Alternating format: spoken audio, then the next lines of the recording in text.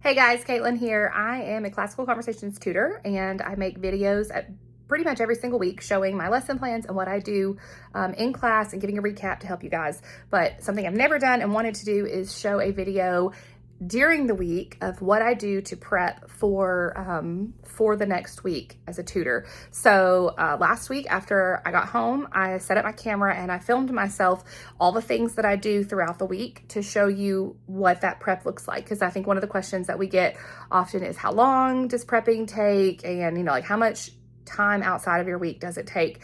Of course, this is going to change for everybody. I spend much less time prepping this year than I did last year, which was my first year.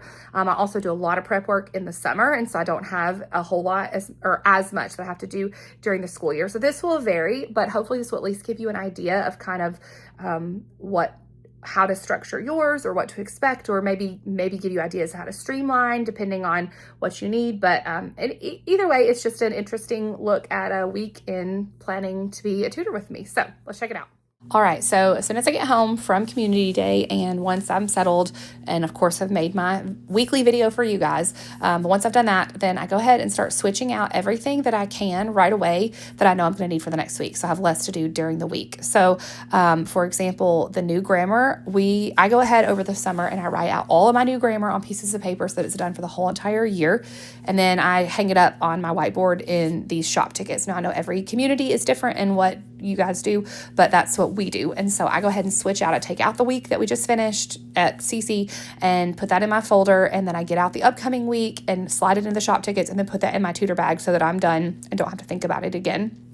Same thing with the timeline cards. I go ahead and get out the upcoming week's timeline cards and put them in my tutor bag, take the ones that we just used that day in community and go ahead and hang them up on my whiteboard that we use for our personal use in our schoolroom.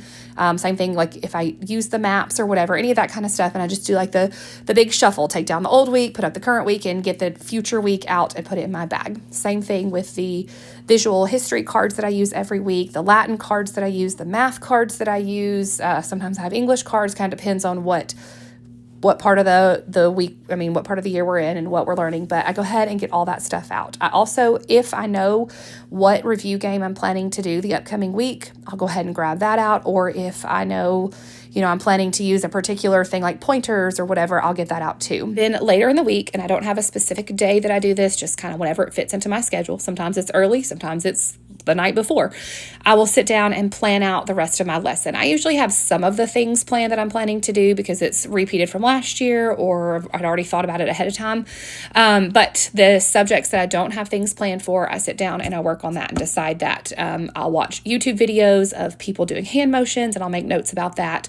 Or for the hands-on science, I watch a couple of people that are explaining that demonstration during orchestra and tin whistle. I watch some YouTube videos of somebody kind of explaining what we're doing and, like making sure that I have my head wrapped around what it is I want to say to the kids. I also will draft an email at this time to the parents of my students where I just go over whatever we did in class, or at this time, it's what I'm planning to do in class.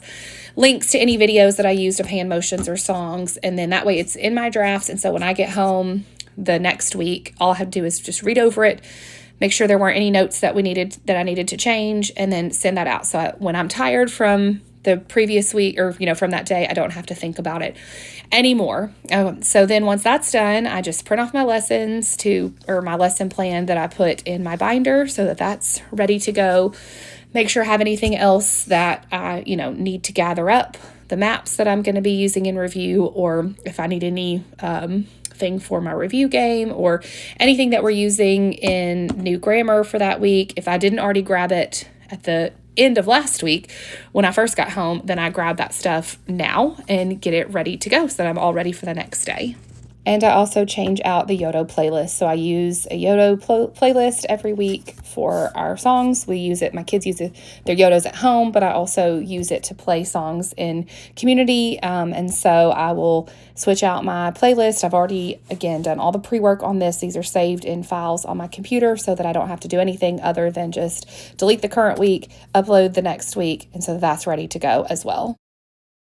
And that's it. That is what I do every single week to get ready for the upcoming week.